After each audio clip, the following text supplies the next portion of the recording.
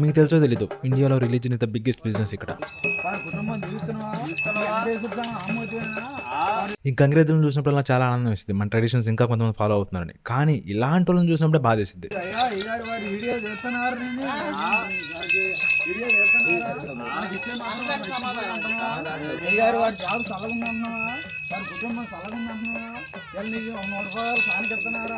ఎందుకంటే గంగిరెద్దుని తీసుకుని ఇంటికి వచ్చిన వాళ్ళు గంగిరెద్దుకి ఆనందంతో ఏమి ఇస్తే అది స్వీకరించాలి కానీ డిమాండ్ చేయకూడదు. But he demanded money.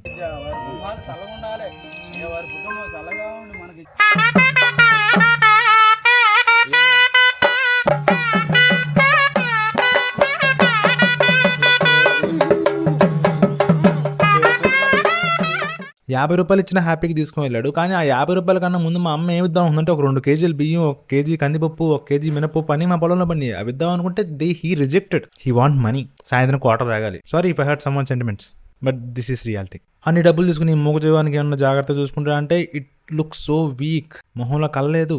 దీని పేరే ఉందా? రాముడు. మంచి పేరు పెట్టారే. గంగిరెద్దులే ఉంటాయి, గంగిరి ఆవులు ఉండవా?